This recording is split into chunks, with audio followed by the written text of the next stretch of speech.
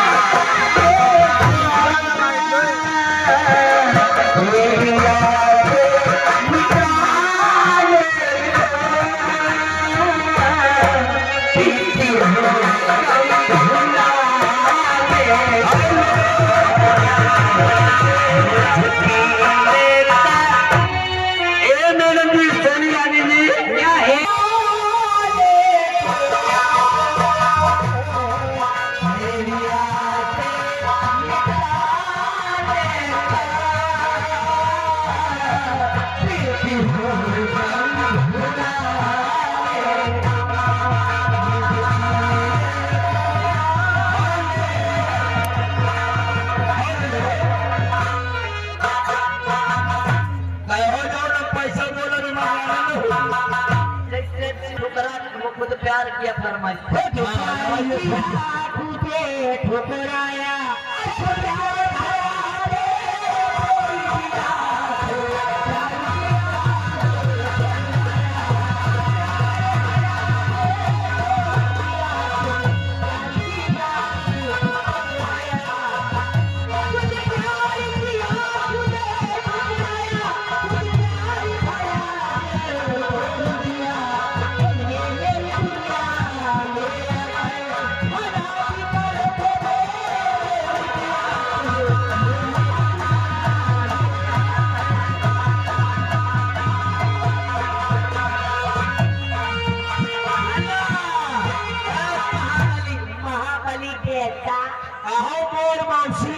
रुपया 140 मोदी सरकार है महिला के आगे किसी का नहीं चलेगा बेटा।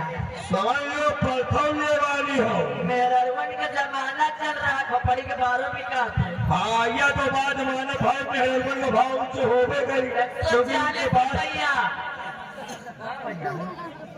हमें बार के कौन भाव नहीं ना बार लगातार वही छाया नाम लाल बाबू ट्रक ड्राइवर जो कि ग्राम पूरे बेला है खाली खड़े करो तो कि देवता अब खाली खड़े करे रहे नहीं ना भाई 140 रुपए का पुरस्कार है और पीले पीले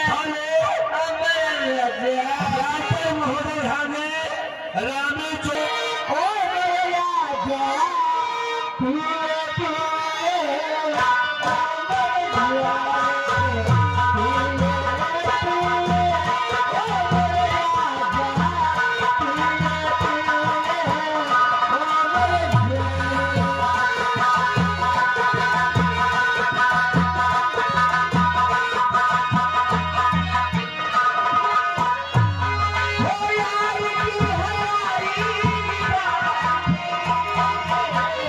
Yeah.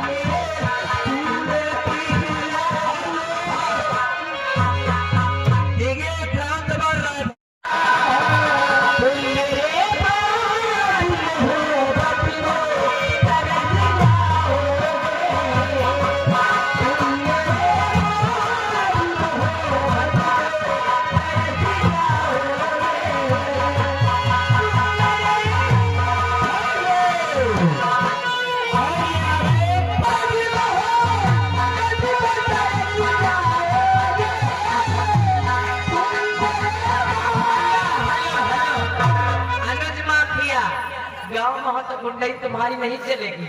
बार बार लगातार छाया हुआ नाम, वही छाया हुआ नाम लाल बाबू ट्रक ड्राइवर, लाल बाबू ट्रक ड्राइवर, ग्राम कलहर का प्रवा अनुज माफिया। तुम 150 दे 200 दे 200 के फरमाई पी ले ये बना इनाम बोल जबकि तुम्हारा खींच करिए पानी में मिले तो लगे पानी में।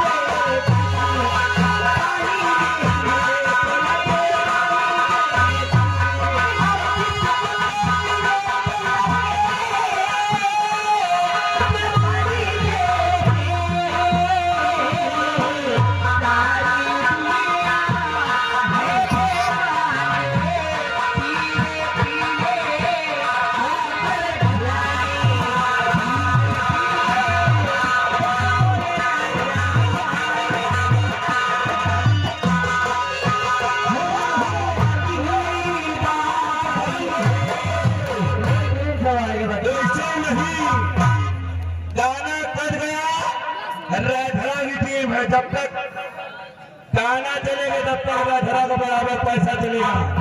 यानी विकास भाई तुम्हारे लिए महफिल में नंबर और इनाम 300 रुपये भैया 300 आया है।